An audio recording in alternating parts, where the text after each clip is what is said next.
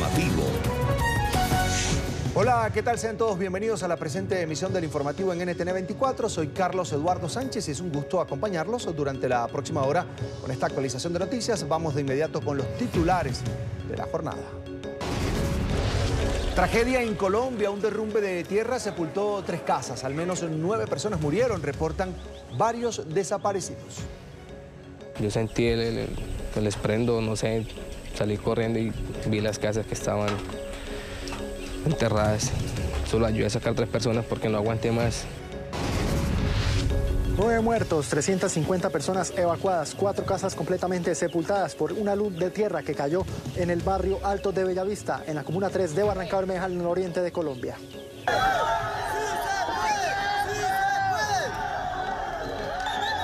Con tropiezos, pero a paso firme, la caravana de migrantes centroamericanos ya avanza por México hacia Estados Unidos. Los que lograron cruzar celebran.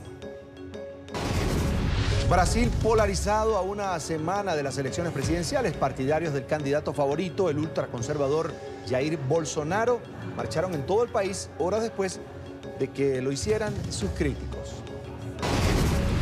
Habló en NTN 24 la diputada a la que Jair Bolsonaro insultó. En 2014 dijo que María du Rosario no merecía ser violada. La congresista del PT aseguró en el informativo que Bolsonaro representa un ataque contra las brasileñas.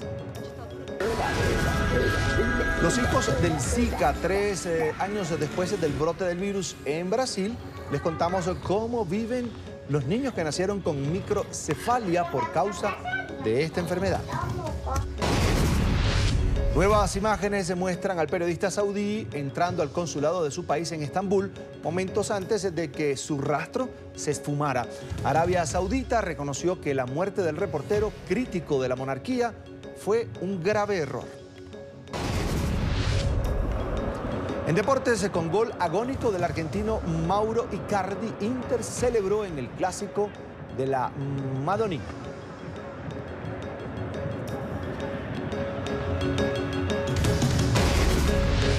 Escalofriante estreno. Halloween lidera la taquilla en su primer fin de semana en la sala de cine de los Estados Unidos.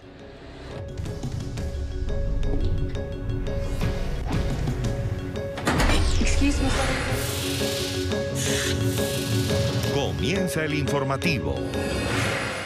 Una nueva tragedia enluta a Colombia. Un deslizamiento de tierra producto de las fuertes lluvias en el nororiente del país sepultó 3 viviendas donde vivían cerca de 15 personas. Al menos 9 fueron encontradas lamentablemente sin vida. Los organismos de socorro adelantan a esta hora las labores de búsqueda de sobrevivientes. Nuestro periodista Cristian Díaz envió el siguiente informe desde la ciudad de Barranca Bermeja, en el lugar de la noticia.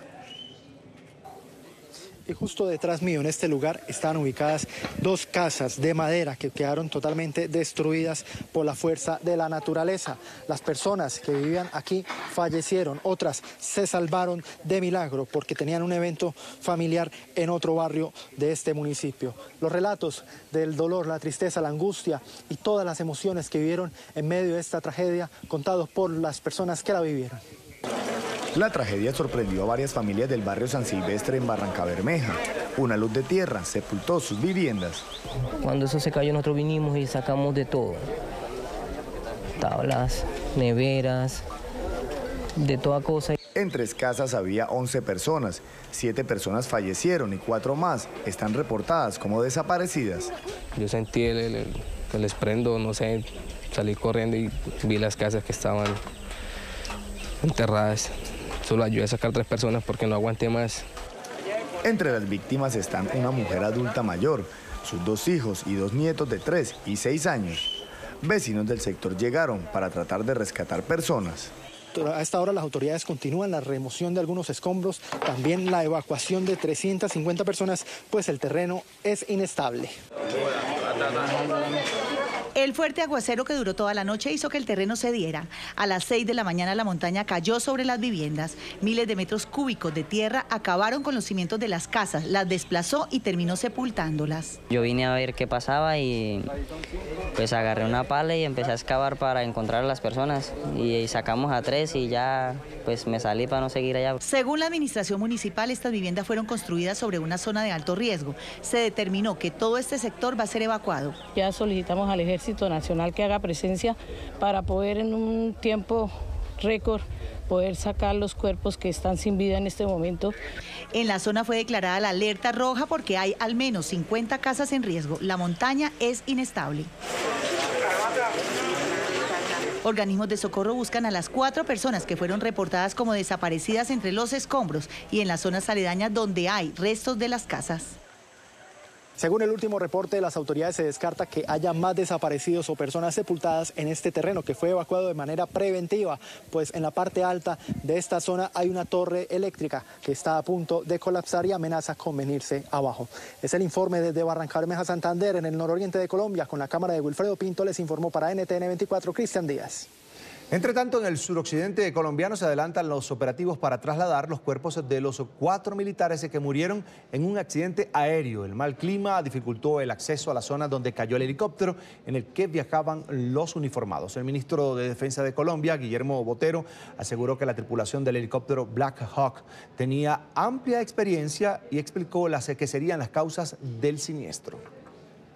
El helicóptero ha tenido su mantenimiento normal, estaba en perfectas condiciones de funcionamiento, era un capitán con muchísima experiencia y yo diría que la hipótesis más probable fueron circunstancias de mal tiempo.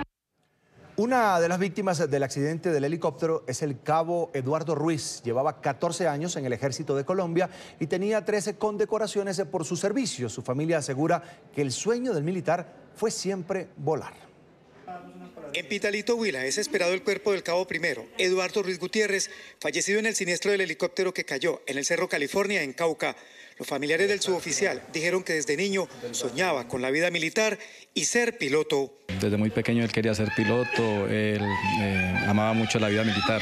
Los seres queridos se aferran a las fotografías del suboficial y esperan que el mal tiempo cambie para que mejoren las condiciones y se produzca el rescate. Yo sé que el ejército estará haciendo todo lo posible y en su momento lo hará. No puede tampoco arriesgar la vida de más personas. Tiene que ser muy cuidadoso en eso. La esposa y la madre del militar fallecido en el accidente aéreo aguardan noticias en medio del dolor por la pérdida de su ser querido. El cabo Eduardo Ruiz Gutiérrez llevaba 14 años en la aviación del ejército. Colombia perdió a un héroe y nosotros perdimos un gran hijo, un gran hermano y un gran amigo. La 9ª Brigada y el Batallón Magdalena preparan un homenaje al suboficial. Estamos haciendo todo el acompañamiento, ya estamos preparando aquí todos los honores que se merece nuestro héroe de la patria.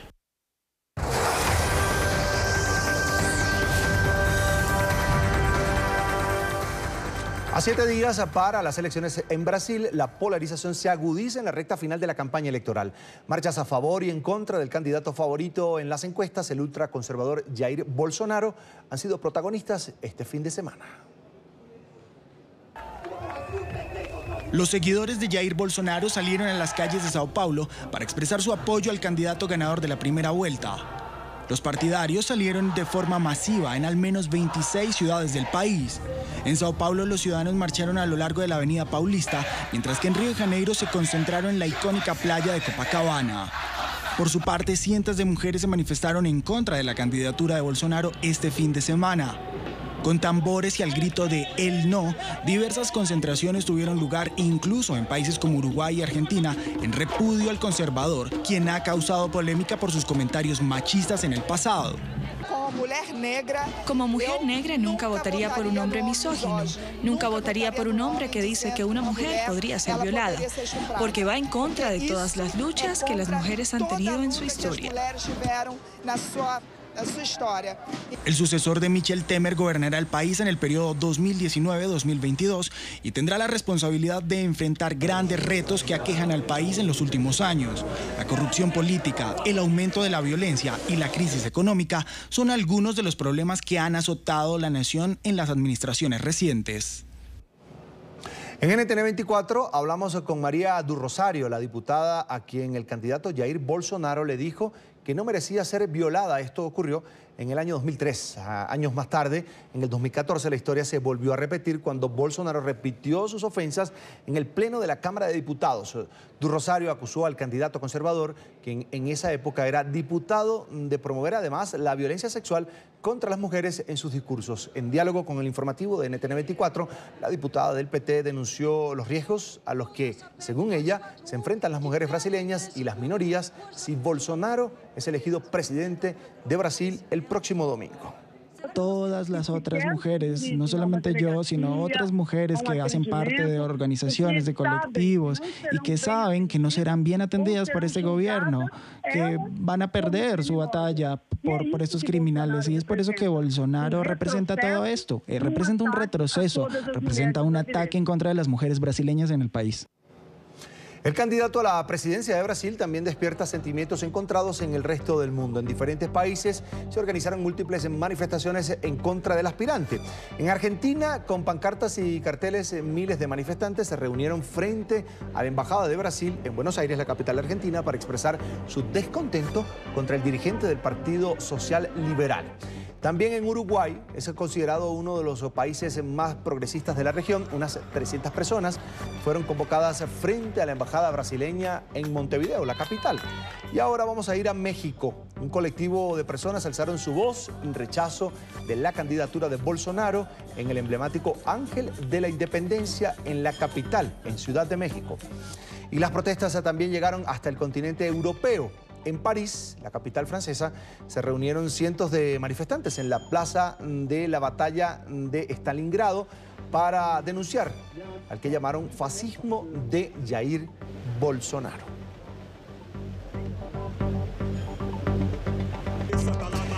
Y en Brasil, investigadores encontraron que después de 3 años, el Zika, el primer virus transmitido por mosquitos, causó miles de casos de microcefalia, un daño generado durante el desarrollo del feto. Madres en el noreste del país continúan luchando contra los efectos que esta enfermedad produjo en sus hijos. Así viven estas familias en la actualidad. Ella es Rosana Vieira, una mujer brasileña que diariamente tiene que luchar con Luana, su hija de 3 años, quien padece de microcefalia, una enfermedad que se desarrolló durante su gestación a causa del virus del Zika. Solo digo esto, no te rindas. Eso es lo que pienso. Si Dios nos da una misión, Él no nos da una carga que no podemos soportar. Así es como lo tengo en mi cabeza. Pero hasta entonces pensé lo mismo que ellos, porque no es fácil. Tal vez no se vaya, me rendiré, pero mi sueño era ser madre.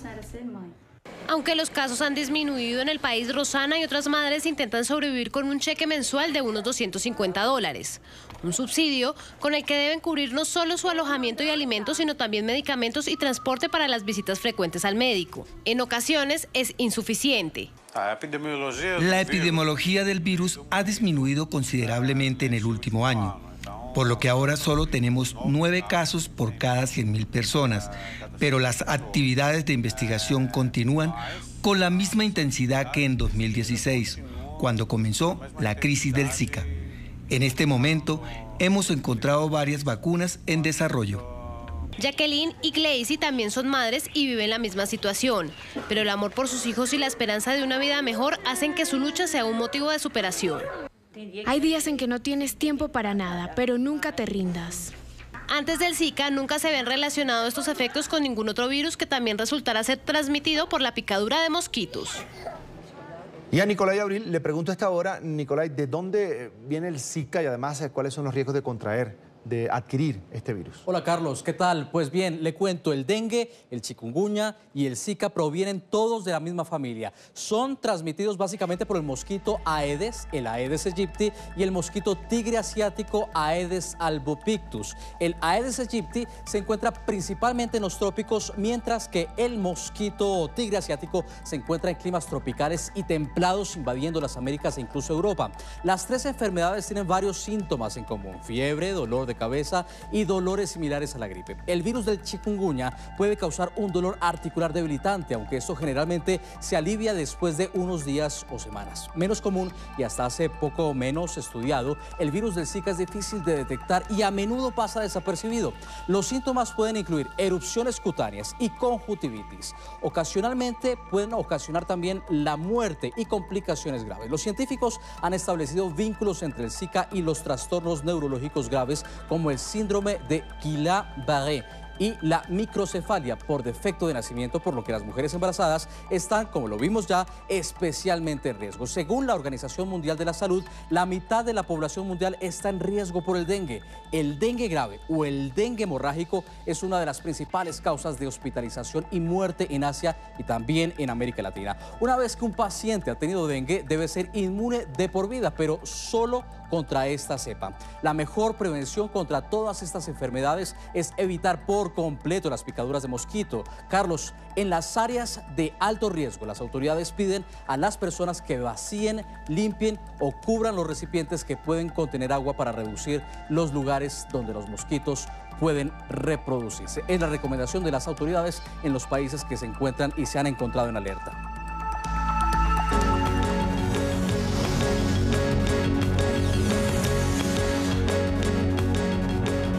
Cae la noche en el continente y la caravana migrante avanza ya por México. Pese a las presiones de Washington, migrantes centroamericanos continúan en masa su camino hacia los Estados Unidos por las carreteras mexicanas. Algunos evadieron el control de las autoridades federales y pasaron la frontera desde Guatemala en arriesgadas maniobras. Una vez superado el puerto fronterizo desde Guatemala, la caravana migrante se adentra en México. Su recorrido comienza en Chiapas y por delante les queda cerca de 2.300 kilómetros por caminar para alcanzar la frontera con Estados Unidos. Según el gobierno mexicano, este río de gente está conformado por al menos 3.000 centroamericanos. Su primera etapa por superar es lograr llegar a la ciudad de Tapachula, donde quieren pasar la noche. Por eso, dentro de su recorrido hacen pausas para recargar energías. Son solo unos minutos, pues el camino tiene que continuar, siempre con la bandera de su nación comandando el grupo. El gobierno de este país le pedimos que nos tire una manito, que nos ayude, bueno, que nos deje el paso libre, porque la verdad que nuestro país está complicado. Bueno. En Honduras está complicado, ya no queremos estar allá, la verdad. Sí, ya la pobreza ya y todo está complicado, bueno, tenemos hijos allá en Honduras también que mantener y no hay trabajo. Sin embargo, adelante los espera un fuerte dispositivo de seguridad. Cerca de 600 policías estatales y federales han instalado un retén a unos 5 kilómetros antes de llegar a Tapachula. Mientras que las autoridades migratorias calculan que en la frontera con Guatemala quedaron cerca de 2.200 migrantes esperando cruzar hacia territorio mexicano. Este es el octavo día de la caravana migrante. El objetivo de los miles de caminantes es llegar a los Estados Unidos para pedir asilo. Su recorrido empezó el sábado de la semana pasada en San Pedro Sula, esto en Honduras, desde donde salieron hasta la frontera con Guatemala. A su primera parada, Aguascalientes, llegaron el lunes, luego pasaron por Chiquimula y Ciudad de Guatemala, la capital del país, hasta llegar a la zona límite con México. Quienes lograron cruzar continuaron su recorrido este sábado por el sureño estado de Chiapas, en México, y de ahí sortearán ahora el camino hasta la frontera sur de los Estados Unidos, su destino final. Llegamos así a la primera pausa aquí en el informativo y al volver colapsó el piso en una casa club en Estados Unidos. Les contamos al regreso.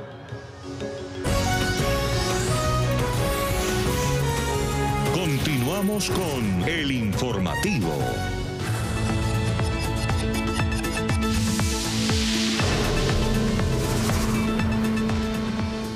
Vamos a Perú porque pospusieron la audiencia judicial contra la líder de la oposición, Keiko Fujimori.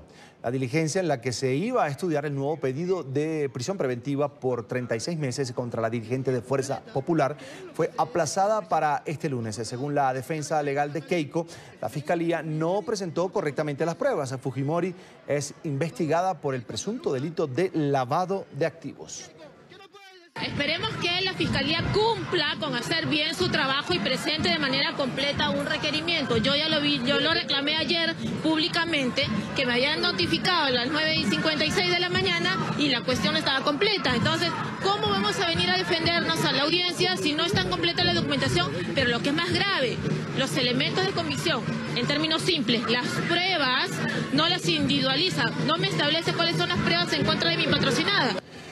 Y comenzó en Chile el plan de regreso humanitario de miles de haitianos a su país. La condición es que no pueden volver a territorio chileno dentro de 9 años. Por eso los críticos dicen que se trata de una deportación encubierta. El informe es de nuestra cadena aliada en Chile, Tele 13. ¿Sabes lo que vas a firmar? ¿Sí? ¿Sí? ¿Sí? ¿Estás de acuerdo? Sí. Una consulta, dígame. ¿Quién día que puede ir a mi país después que no firma? Te van a avisar con 1 semana de anticipación a tu vuelo. Poco le importó poner su firma, menos aún leer la declaración jurada. A estas alturas, lo único relevante para Agustín es saber cuándo podrá tomar un avión de regreso a su país. Es que cada día que pasa es una lucha contra el hambre, el frío y la calle. Yo tengo 2 meses que ando la calle porque la pieza acá está más difícil. El haitiano que viene aquí a buscar trabajo, a buscar una otra vida, que no hay vida. Es por eso que yo me voy. ¿Qué le dirías a los haitianos que piensan venir a Chile? No viene más. Tanta es su desesperación que hasta se burla del punto más polémico del plan humanitario de regreso ordenado, la prohibición de regresar a Chile en un plazo de 9 años. Declaro, vamos por mesa de juramento, aceptar el compromiso de no regresar a Chile en el plazo de 9 años, no, 9 años no, nunca. Nunca. ¿No vas a volver más a Chile? No, nunca. Fueron cerca de 20 los haitianos que a primera hora de este miércoles, acompañados de funcionarios de la Municipalidad de Estación Central, llegaron hasta una notaría para dejar claro su deseo de regresar al país de origen en el plan de retorno impulsado por el gobierno. Yo quiero que les explique a las personas que están aquí que este documento, que es español, es idéntico a lo que está aquí en el idioma de ellos, que aquí lo van a firmar en español. Primer requisito, completamente gratis, pero que no fue nada de fácil. Con traductor y una copia en creol analizaron cada uno de los 7 puntos del documento. ¿Entiende lo que va a firmar? Sí, pues. Algunos incluso ni siquiera sabían leer. Es que al igual que Yolán, lo único que realmente les importa es dejar atrás su paso por Chile. Para algunos, un viaje que finalmente hicieron engañados.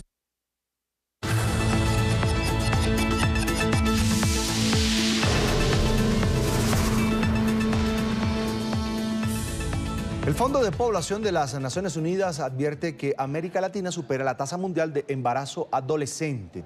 El documento titulado El poder de decidir derechos reproductivos y transición demográfica indica, entre otros puntos, que en los últimos años hay una tendencia hacia la conformación de familias pequeñas. Es decir, cada vez más parejas eligen cuántos hijos van a tener. En varios países del mundo, incluidos los de América Latina, identificaron un promedio de 2,5 embarazos por mujer. Sin embargo, la región tiene una de las tasas más altas de embarazo adolescente. El estudio señala que en Latinoamérica, 62 de cada 1000 jóvenes entre 15 y 19 años han estado embarazadas, cifra solo superada por África. NTN 24 con los protagonistas de la noticia. Establecemos contacto en Panamá con Esteban Caballero, director regional del Fondo de Población de las Naciones Unidas para América Latina y el Caribe. Ya lo ve en pantalla. Bienvenido. La primera pregunta es, ¿qué factores están influyendo para que América Latina supere la tasa mundial de embarazo adolescente? Bienvenido. Bienvenido. Muchas gracias por el espacio. Mire, el embarazo adolescente tiene varios determinantes, entre ellos obviamente el tema de salud sexual y reproductiva, incluyendo acceso a métodos anticonceptivos, de los jóvenes que están sexualmente activos. Por otro lado, también tenemos el fenómeno de la unión o el matrimonio temprano, menores de 18 que se casan, eso también influye. También influye la falta de educación sexual y en muchos casos también los casos de violencia sexual que son también frecuentes en nuestro medio. Estos elementos son de alguna manera los alicientes del fenómeno del embarazo adolescente, y usted citó la tasa de fecundidad específica de adolescentes entre 15 y 19 años. Ahora, otro dato curioso que resalta de este informe es esa tendencia ya más global a la conformación de familias pequeñas. Eso a mí pues me lleva a pensar en pobreza. ¿Cuál es su análisis sobre este particular? No, bueno, en general en el mundo las tasas globales de fecundidad han descendido.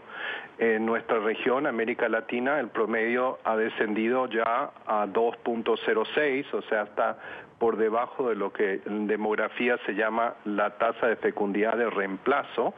Esto se debe a varios factores, no necesariamente la pobreza, al contrario, la gente que tiene más ingreso es la que escoge muchas veces tener menos hijos, sobre todo en el caso de familias en donde trabaja también la mujer, que es parte de la que consigue el ingreso para esa familia, ¿no?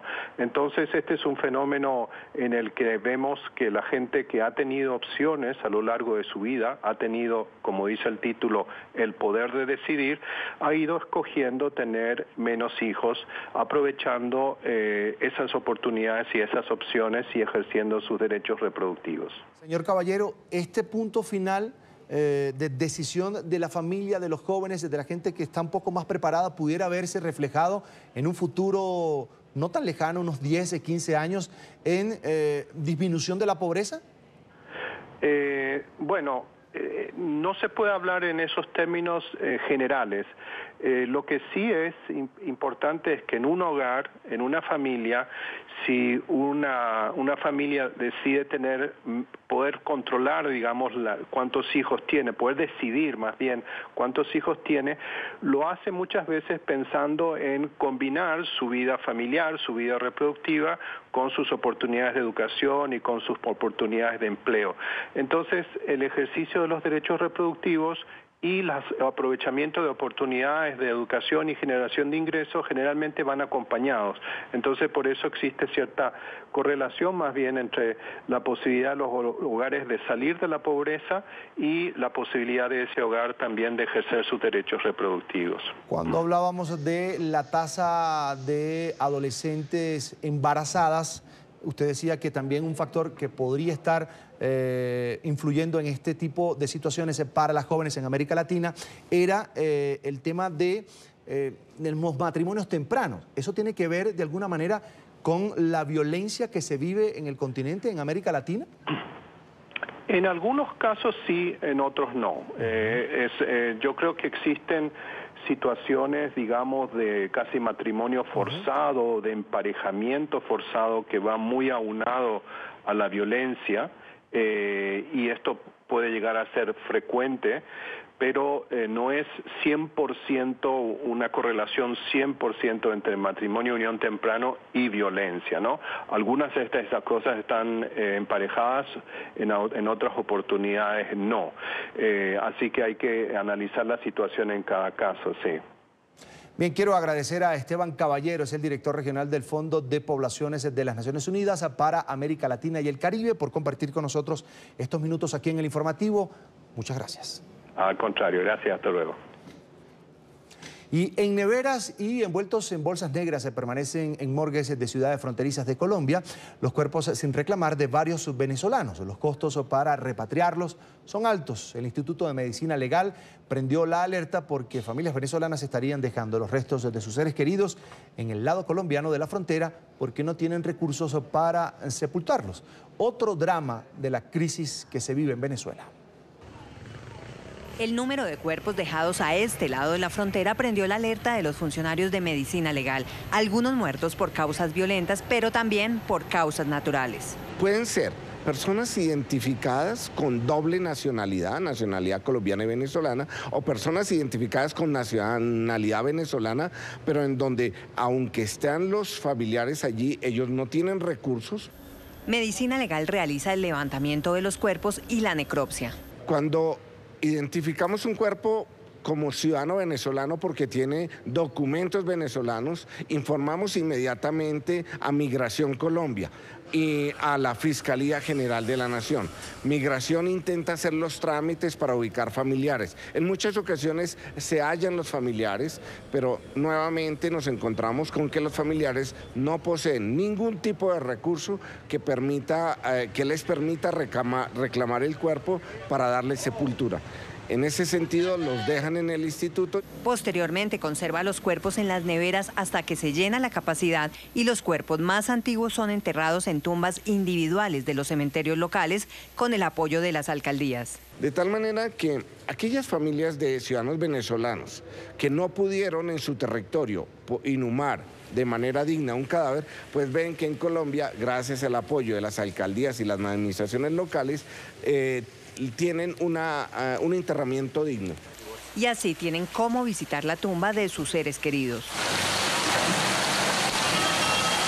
Por ejemplo, en el cementerio de San Luis en Cúcuta, a donde llegan los venezolanos a visitar a sus seres queridos. Aquí hay familiares venezolanos también que se han muerto y vienen a enterrarlos acá.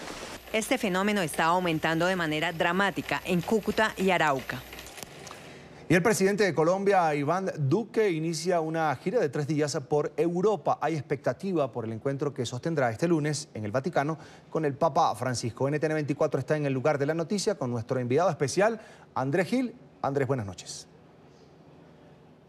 Buenas noches. Esta tarde el presidente de Colombia, Iván Duque, llegó aquí a la ciudad de Roma para cumplir una cita importante mañana con el Papa Francisco. Tendrá audiencia privada en el Palacio Apostólico y seguramente abordarán, entre otros temas, el de la crisis por la migración de venezolanos que se extiende por varios países de América Latina. El presidente Iván Duque llegó acompañado por su canciller, por su ministro de Comercio, y no solo tendrá agenda lunes y martes aquí en Roma, sino que también irá a Bruselas el próximo miércoles, donde tiene reuniones con la Unión Europea para pedir ayuda para atender la crisis de migrantes venezolanos y con dirigentes de la OTAN. Esto es lo que dijo el presidente Iván Duque esta tarde al llegar en esta cobertura especial de NTN 24 y de Noticias RCN. Esto es lo que dijo. Estamos con una profunda alegría de tener el primer encuentro con su santidad, el Papa Francisco, hablar sobre Colombia, hablar sobre América Latina, hablar sobre temas que también son de su interés y que hacen parte de nuestra agenda, como los temas de protección del medio ambiente y la sostenibilidad ambiental de nuestro país.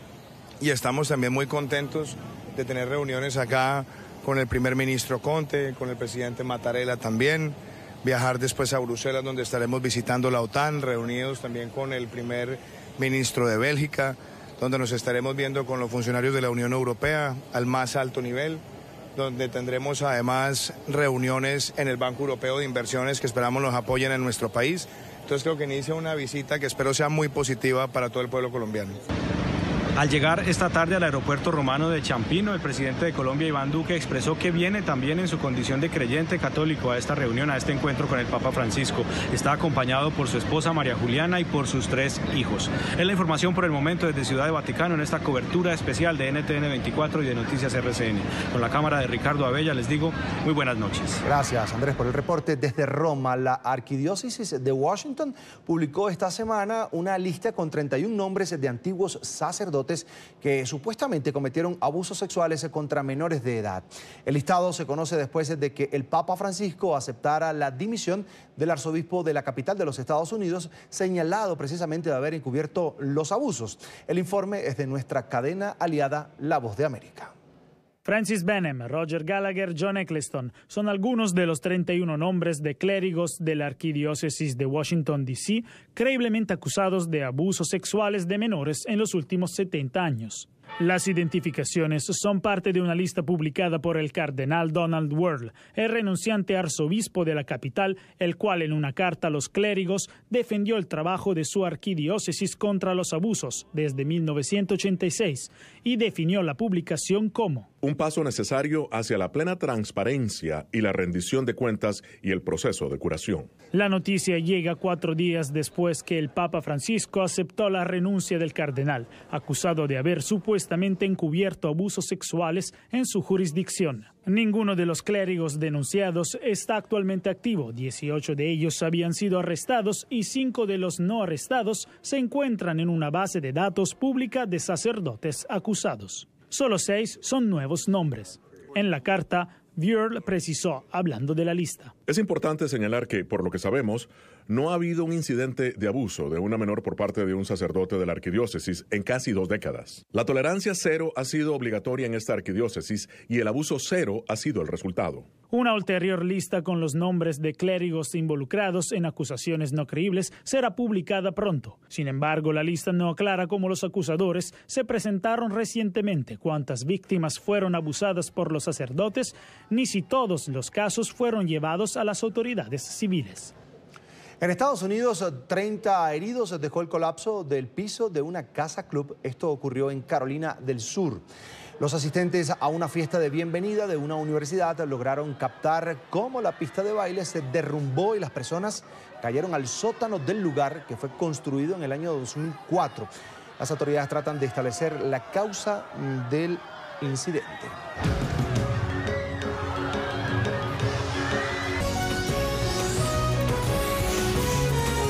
Continuamos con el informativo.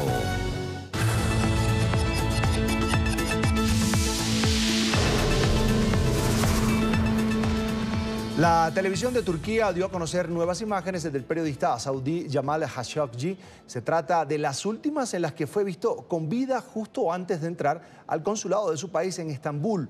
El pasado 2 de octubre, el gobierno de Arabia Saudita reconoció que su muerte ha sido un grave y gran error. El próximo martes se conocerá la investigación adelantada por Turquía sobre el fatal desenlace del periodista saudí Jamal Khashoggi. Así lo anunció el presidente turco Recep Tayyip Erdogan, quien hablará sobre el caso desde la sede de su partido. La declaración del mandatario ocurre tras la condena internacional por lo ocurrido contra el comunicador. Dijimos que teníamos la resolución, dijimos que sacaríamos esto a la luz. Ahora espero hacer mis declaraciones sobre este asunto en la reunión del grupo de mi partido el martes. Erdogan aseguró además que todos los detalles del caso serán revelados. Estamos buscando justicia y este incidente será completamente revelado. ¿Por qué 15 personas vinieron aquí? ¿Por qué 18 fueron arrestados? Estas cosas tienen que ser contadas en detalle. Explicaré esto de otra manera en la reunión del grupo de mi partido. La cadena de televisión turca TRT World publicó imágenes en donde se ve al comunicador saudí entrando en el consulado en Estambul, el último día que fue visto. En la grabación también aparece la prometida turca de Khashoggi, quien lo esperó fuera del consulado. La prometida del disidente fue puesta bajo protección policial de forma permanente por las autoridades turcas. El ministro de Asuntos Exteriores saudí dijo que los funcionarios saudíes no conocen los detalles de cómo fue asesinado Khashoggi o dónde está su cuerpo. Los individuos que hicieron esto lo hicieron fuera del alcance de su autoridad. Obviamente se cometió un tremendo error y lo que agravó el error fue el intento de encubrirlo. Eso es inaceptable en cualquier gobierno.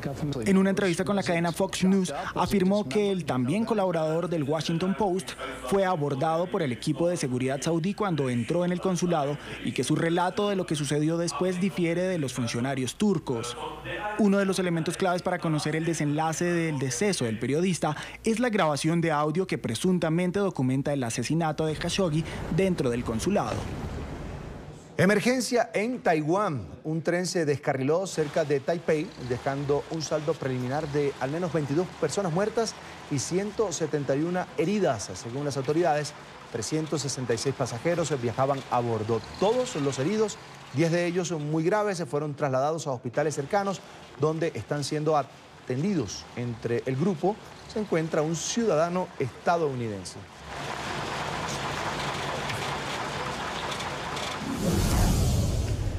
Murieron 2 de los 22 mineros atrapados en una mina de carbón en el este de China. La fractura de una roca destrozó una sección de un túnel de drenaje de agua y bloqueó la salida a una parte de las 334 personas que en esos momentos trabajaban en la mina. Los servicios de emergencia consiguieron evacuar a 312 trabajadores, pero 22 quedaron atrapados.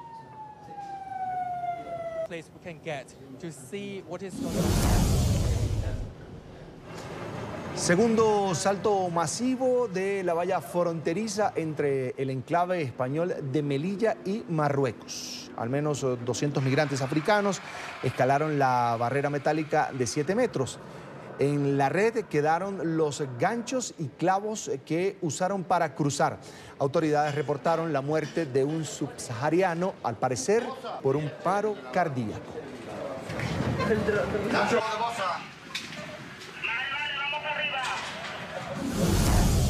Fuertes lluvias en el sur de España, en la provincia de Málaga, esto en Andalucía, miles de personas evacuaron sus hogares. El agua arrastró varios vehículos, se reportan daños considerables. Un bombero murió cuando el camión en el que se transportaba se volcó. 2 personas más resultaron heridas.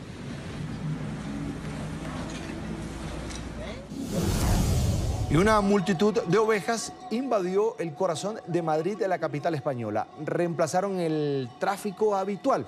Pastores las guiaban mientras proclamaban su derecho a emplear las antiguas rutas de migración. Este año celebraron 600 años de la llamada Fiesta de la Transhumancia, con un recorrido desde el oriente de la capital española hasta la céntrica Plaza de Cibeles.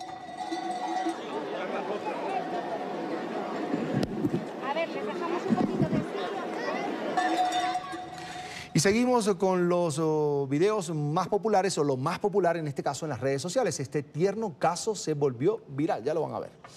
El amor entre hermanos es incondicional y este video lo prueba, lo demuestra. 2 niños de 3 y 5 años jugaban en el patio de su casa cuando la niña se golpea con el balón en la cara. Su hermano mayor no duda en abrazarla, además de consolarla para calmar su llanto, y además la ayuda a encestar la pelota. Vean. Yeah. Vamos ahora a Londres, donde los leones de un zoológico ya disfrutan del otoño y lo hacen con las hojas caídas de los árboles para distensionarse y divertirse con una mezcla de canela, cardamomo y clavos de olor. Los cuidadores del lugar hacen que estos felinos se relajen y sin duda que lo lograron. Vean.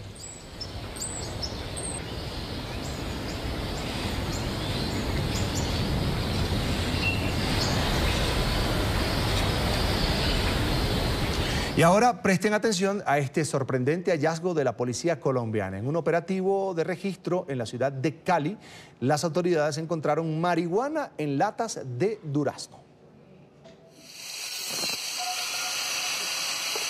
Una pulidora eléctrica dejó al descubierto el verdadero contenido de estas latas que parecían contener frescos y exquisitos duraznos. Durante un patrullaje de rutina, los policías de la terminal de transportes encontraron una caja sospechosa. Esta contenía 40 tarros de conservas de durazno. Había sido abandonada hace pocos minutos, al notar la presencia de los policías.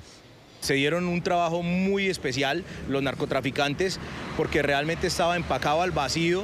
Eran latas, simulando estas latas de durazno. A la misma hora, pero en otro lugar del terminal y con destino a la costa atlántica, fue hallada una maleta con 50 pacas de marihuana, listas para ser comercializada. Estamos erradicando esas zonas de miedo, especialmente los parques, y atacando, digamos, todo el eslabón de la cadena del narcotráfico, especialmente del transporte, comercialización de la marihuana. Llegamos así a la última pausa en esta emisión de noticias. Cuando regresemos, los deportes con gol agónico del argentino Mauro Icardi.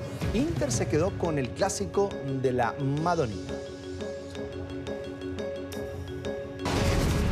Y además, escalofriante estreno. Les tenemos a la nueva reina de la taquilla estadounidense en minutos, aquí en el Informativo.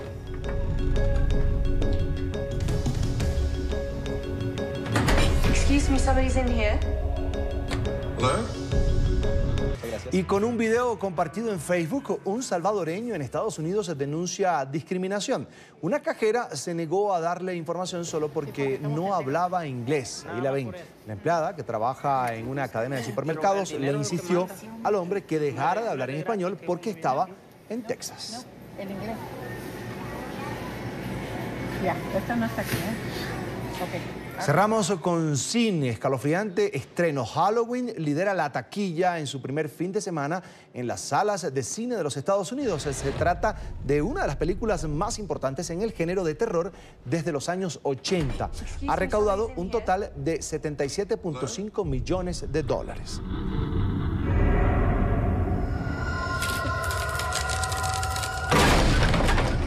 Así ponemos punto final a este informativo en NTN24, el canal de las Américas. Sigan informados por Twitter, por supuesto, en nuestra cuenta que es @NTN24. Y recuerde que todas las noticias están en www.ntn24.com. Gracias por estar con nosotros.